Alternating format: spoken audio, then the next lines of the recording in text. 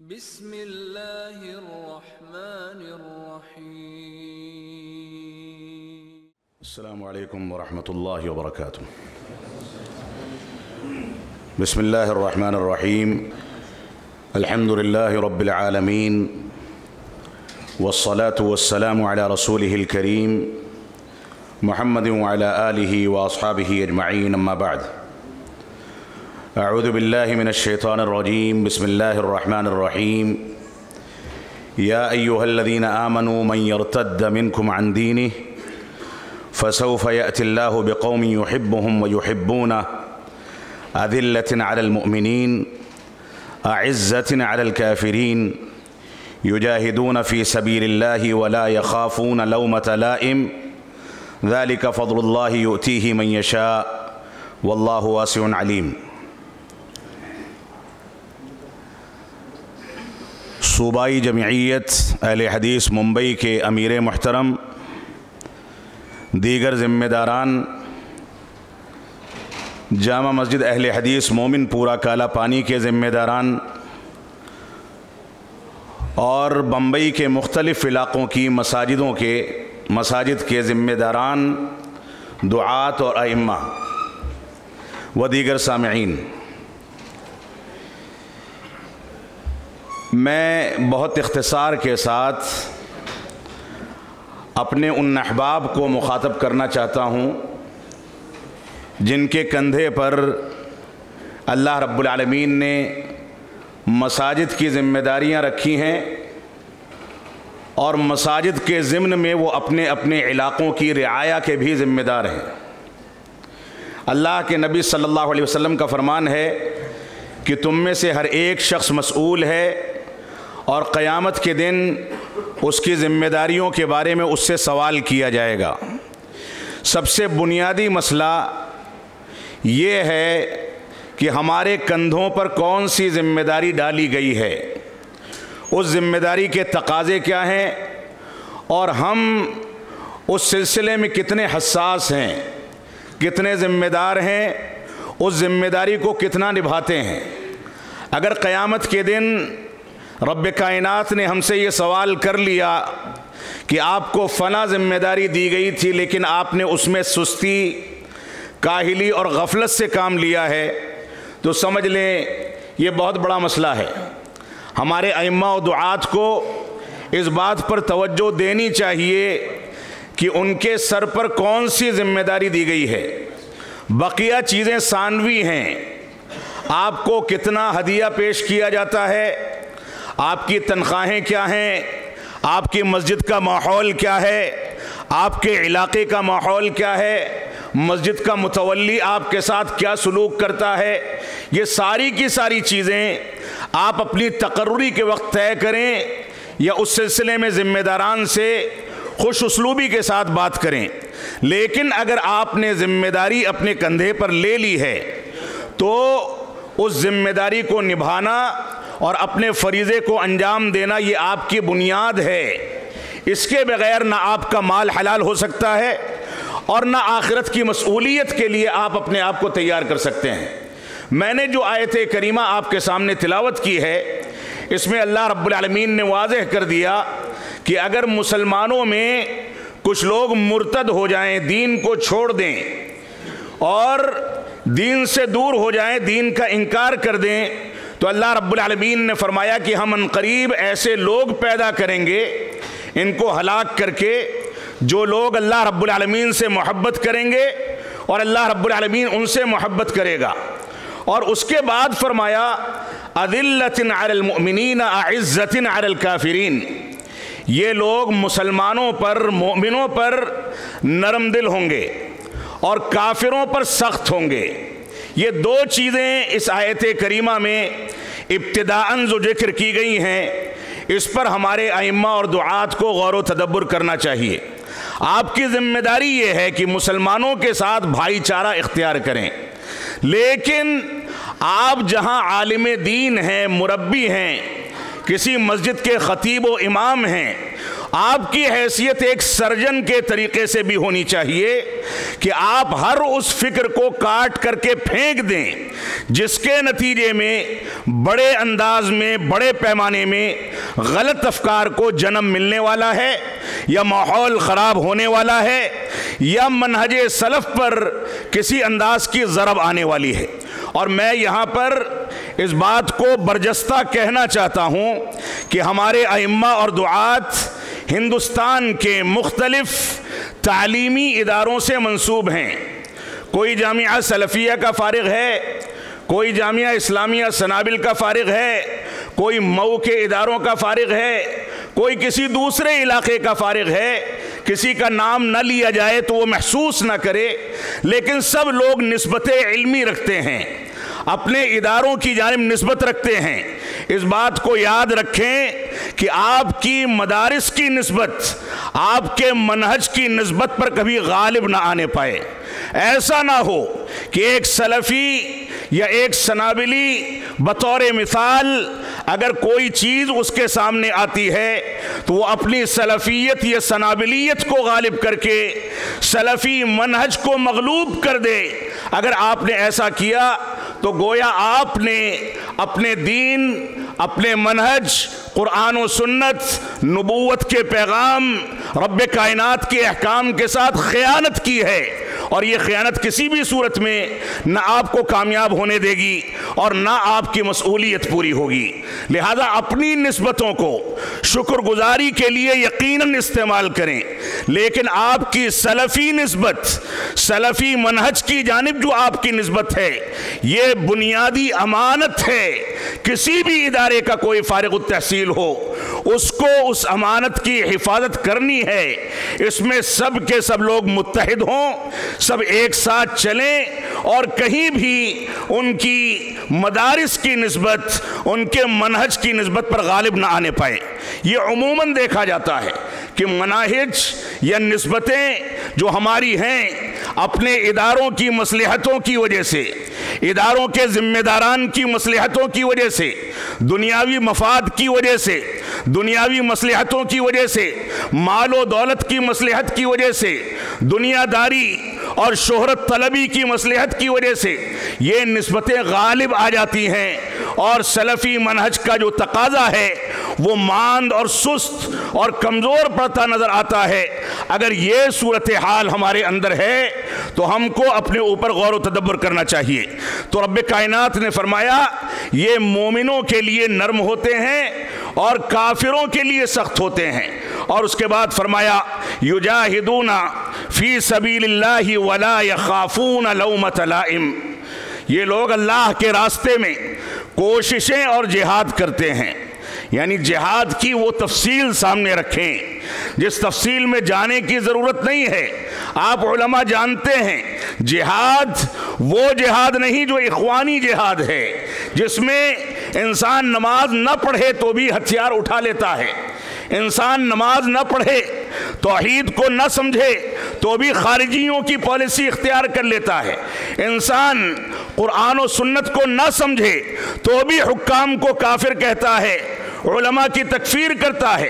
یہاں جہاد سے مراد وہ جہاد نہیں ہے، بلکہ اسلامی حقیقی جہاد جس کی بہت ساری قسمیں ہیں، بہت سارے مراتب ہیں، ان چیزوں کو سامنے رکھتے ہوئے آپ اس آیت کریمہ کو سمجھیں تو فرمایا کہ اللہ کے راستے میں کوششیں کرتے ہیں، جہاد کرتے ہیں، ولا یخافون لومۃ لائم، اور کسی ملامت کرنے والے کی ملامت سے ڈرتے نہیں ہیں۔ آج کے دور میں مصلحت پسندی یا صلح کلی کی پالیسی نے ہمارے علماء اور ہمارے دعات کو مصلحت پسند بنا دیا ہے، صلح کلی کی پالیسی پر چلنے والا بنا دیا ہے۔ یہ ملامت کرنے والوں سے نہ ڈریں، یہ ان کی بنیادی صفت ہے، اور یہ صفت در حقیقت دنیا میں باقی رہنے کے لیے لازم اور ضروری قرار دی گئی ہے۔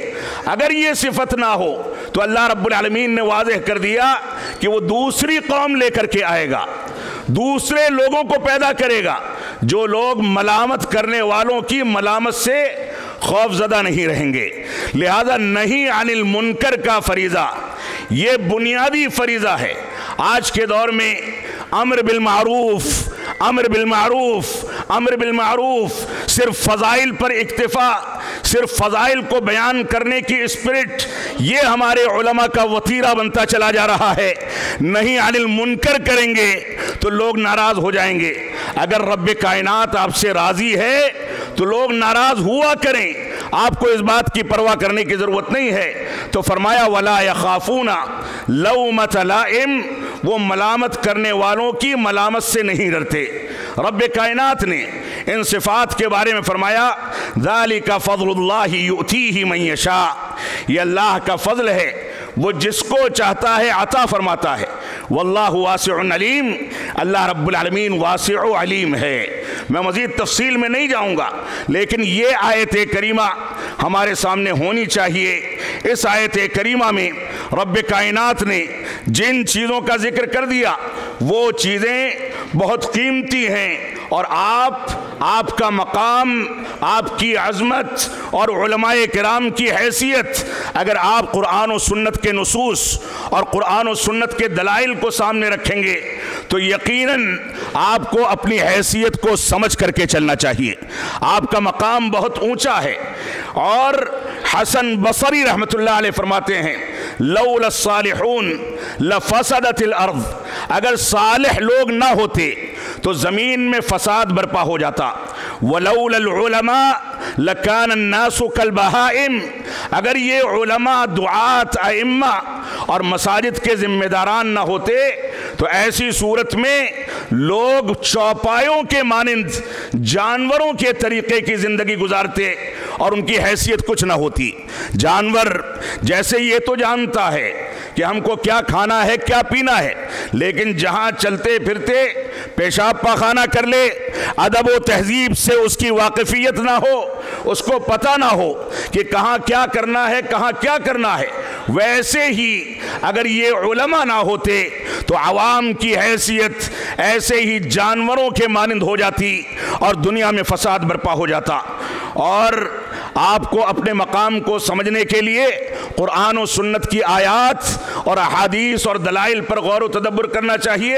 اللہ رب العالمین کا فرمان ہے یرفع اللہ الذین آمنوا منکم والذین اوتوا العلم درجات، اللہ رب العالمین نے ایمان لانے والوں کا ایک مقام رکھا ہے، لیکن اہل علم کا مقام ان سے کہیں زیادہ اونچا ہے، وہ زیادہ فضیلت رکھتے ہیں، کیونکہ جاننے والے، علم رکھنے والے اور علم نہ رکھنے والے یہ برابر نہیں ہو سکتے۔ اللہ کے نبی صلی اللہ علیہ وسلم سے صحابہ کرام کی نسبت اور اس نسبت کی بنیاد پر صحابہ کرام کی عظمت اور اس عظمت کی گواہیاں قرآن مجید میں رب کائنات کی جانب سے بار بار نازل ہونا، یہ نسبت علمی کی بنیاد پر تھا۔ اللہ کے نبی صلی اللہ علیہ وسلم سے کیا سیکھتے ہیں؟ طریقہ سیکھتے ہیں، منہج سیکھتے ہیں، عقائد سیکھتے ہیں، اس پر قائم و دائم رہتے ہیں، اس پر ثابت قدمی اختیار کرتے ہیں، اس کے مطابق زندگی کو ڈھالتے ہیں، تب وہ مقام ملتا ہے کہ رب کائنات فرماتا ہے رضی اللہ عنہم ورضوا عنہ۔ اور یہ رب کائنات کا فضل و کرم ہے کہ جماعت اہل حدیث کی جانب منسوب، سلفی منہج کی جانب منسوب ہم تمام کے تمام لوگ ان صحابہ کرام کا جنہوں نے رسول اکرم صلی اللہ علیہ وسلم کے ساتھ رہ کر کے بھوک اور پیاس کو برداشت کیا، پیبند لگے کپڑے پہنے، ساری مشکلات برداشت کی، مال و دولت کی پرواہ نہیں کی، دنیا داری اور مصلحت پسندی میں اپنے آپ کو کھو نہیں دیا، بلکہ ذمہ داری پر باقی رہے۔ ہماری نسبت ان صحابہ کرام کی جانب سب سے پختہ نسبت ہے، کیونکہ ہم صحابہ کرام کا احترام کرنے میں سب سے اعلیٰ مقام پر فائز ہیں، سب سے زیادہ بنیادی اصولوں پر قائم ہیں، اور ان کے اوپر کسی انداز کی تنقیص یا توہین کی جائے تو ہماری جماعت نہ اس کو کبھی برداشت کر سکی ہے نہ کر سکتی ہے۔ اس وجہ سے ہمیں ان نسبتوں کا مکمل طریقے سے خیال رکھنا چاہیے۔ تو آپ علماء ہیں، آپ کا مقام بہت عظیم ہے، اپنے مقام کو سمجھ کر کے چلیں۔ منہج سلف کی نسبت کے بارے میں آج کے دور میں بعض علماء یا بعض لوگوں کی جانب سے یہ فتنے بھی کھڑے کیے جا رہے ہیں کہ یہ منہج سلف نئی ایجاد ہے۔ ہمارے علماء کی ذمہ داری ہے کہ منہج سلف کے بارے میں لوگوں کو بتائیں کہ قرآن و سنت کو اگر منہج سلف کے بغیر سمجھا گیا تو کہیں خارجیت پیدا ہوگی، کہیں ماتریدیت پیدا ہوگی، کہیں اندھی تقلید شخصی پیدا ہوگی، کہیں رافضیت پیدا ہوگی، اور کہیں اخوانیت پیدا ہوگی، کہیں کوئی چیز پیدا ہوگی۔ جتنے فتنے ہیں سب قرآن و سنت کا حوالہ دے کر کے باتیں کرتے ہیں، لیکن حقیقت یہ ہے کہ قرآن و سنت کا جو حقیقی مفہوم ہے اس سے وہ واقف نہیں ہیں، اور اگر واقف ہیں تو اس کو چھپاتے ہیں، اس سے دوری اور کنارہ کشی اختیار کرتے ہیں۔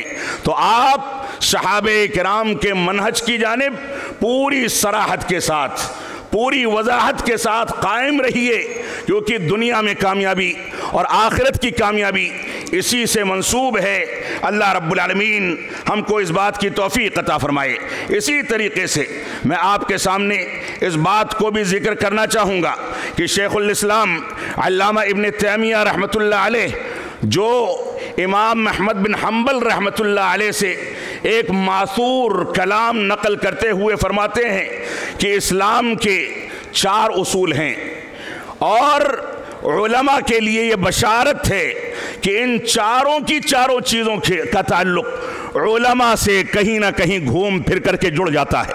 پہلی چیز ہے کسی چیز کی دلالت، دال، دلیل، مبین اور مستدل۔ یہ 4 چیزیں ہیں۔ ایک چیز ہے دال یعنی دلالت کرنے والا، یہ رب کائنات ہے، اللہ رب العالمین نے ہماری رہنمائی کی ہے۔ اور دلیل کیا ہے؟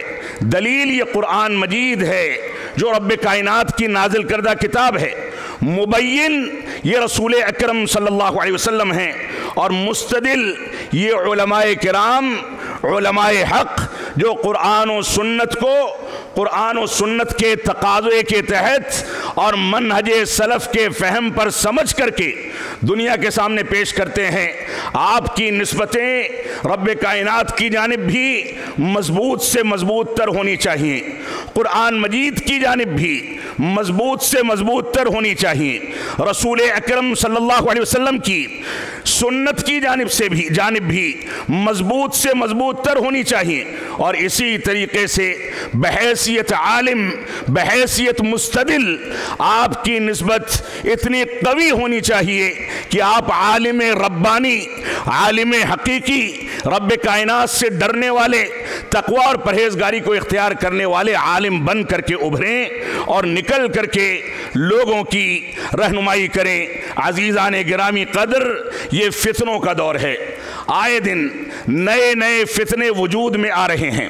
صبح کے وقت میں کوئی فتنہ، اور ایک فتنے سے انسان نبرد آزما ہو کر کے اس کے خلاف آواز اٹھانے کی سوچتا ہی ہے کہ اس سے پہلے 2-4 نئے فتنے وجود میں آ جاتے ہیں۔ یہ سوشل میڈیا کا دور ہے، یہ کیمروں کا دور ہے، یہ چمک دمک کا دور ہے، یہ ایسا دور ہے جس دور میں انسان دین کا کام بھی کرتا ہے تو اس کے پیچھے بھی مصلحت پسندی، مال پسندی، مال و دولت، شہرت طلبی، دنیا داری، اس کے پیچھے بھی یہ مقاصد اس سے جڑ جاتے ہیں۔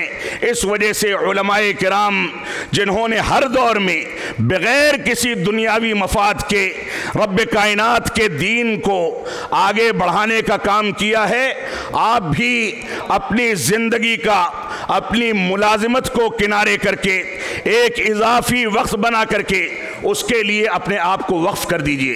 دنیا کمانے کے بے شمار وسائل ہو سکتے ہیں، اور بمبئی میں اگر لوگوں کو یہ بتانا پڑے کہ دنیا کیسے کمائی جاتی ہے تو حقیقت یہ ہے کہ سورج کو چراغ دکھانے والی بات ہے۔ آپ دنیا کے لیے تجار سے، بڑے سرمایہ داروں سے رابطہ کر کے ان کے ساتھ شرکت کریں، کمائیں، دنیا میں ترقی کریں، لیکن دین میں مال پسندی، شہرت طلبی، مصلحت پسندی، اس طرح کی چیزوں کو غالب کر کے ایسا نہ ہو کہ آپ دین کو اور منہج سلف کو ثانوی حیثیت دے دیں۔ اس وجہ سے آپ کی ذمہ داری ہے کہ آپ قرآن و سنت کے اور منہج سلف کے حقیقی مفہوم کو لے کر کے چلیں، دو بنیادی چیزیں جس کا تذکرہ ابتدا میں کر دیا گیا، وہ دو بنیادی چیزیں امر بالمعروف اور نہی عن المنکر ہیں۔ ان دونوں کے دونوں فریضوں کو ایک ساتھ لے کر کے چلنا ہمارے علماء اور ائمہ کی ذمہ داری ہے۔ اور آج کے دور میں اگر جو فتنے اٹھ رہے ہیں، اس سلسلے میں شیخ الاسلام علامہ ابن تیمیہ رحمۃ اللہ علیہ کا فرمان ہے کہ فتنوں کے بنیادی طور سے دو اسباب ہیں۔ ایک سبب ہے جہالت یا علم کی کمزوری، اور دوسرا سبب ہے صبر و تحمل کی کمزوری۔ اور عموماً دیکھا جائے تو علماء روایتی علوم پر چلنے کے عادی ہو گئے ہیں، اور ذرا سی باتوں پر دوسروں کے مسائل ہوں تو صبر و تحمل کی تلقین تو کرتے ہیں، لیکن جب خود کا مسئلہ آتا ہے تو اپنی گریبان میں جھانکنے کے بجائے بے صبری کا، شدت پسندی کا، اور نہ جانے کون سے رد عمل کا شکار ہو جاتے ہیں۔ اس وجہ سے میری ان باتوں کو برا نہ سمجھا جائے، میں آپ سے نہیں کہوں گا تو کس سے کہوں گا؟ یہ حقیقت ہے، یہ تلخ حقائق ہیں جو ہمارے معاشرے میں پنپتے چلے جا رہے ہیں۔ تو ہماری یہ ذمہ داری ہے کہ علم کی کمزوری کو دور کریں، تب آپ فتنوں کا مقابلہ کر سکیں گے۔ صبر و تحمل سے کام لیں، تب آپ فتنوں کا سامنا کر سکیں گے۔ بڑے آرام کے ساتھ جہاں آپ کام کرتے ہیں، تھوڑی سی تلخی ہو جائے، کام کاج کی اہمیت کو سمجھے بغیر آپ چھوڑ کر کے بھاگ کھڑے ہوں اور پورا کا پورا مشن فیل ہو جائے، صبر و تحمل کا یہ عالم ہو، تو ایسی صورت میں یہ مشن کبھی کامیاب نہیں ہوگا۔ آپ کو علم میں مضبوطی اختیار کرنی ہوگی اور صبر و تحمل کے اعلیٰ مقام پر فائز ہونا ہوگا۔ اور آپ سب کا مقصد، آپ سب کا راستہ یہ ہے کہ آپ کو دین کی امامت کرنی ہے۔ اور شیخ الاسلام علامہ ابن تیمیہ رحمۃ اللہ علیہ فرماتے ہیں کہ دین میں امامت کا اگر کسی کو چاہیے تو اس کو صبر اور یقین کے تقاضوں کی تکمیل کرنی چاہیے، صبر اور یقین۔ اور رسول اکرم صلی اللہ علیہ وسلم کا فرمان ہے، فرمایا صحابہ کرام نے آپ سے پوچھا کہ اول الناس، سب سے زیادہ افضل لوگ کون ہیں؟ تو آپ نے فرمایا کل مخموم القلب صدوق اللسان، ہر وہ شخص جو مخموم قلب ہے اور زبان کا سچا ہے۔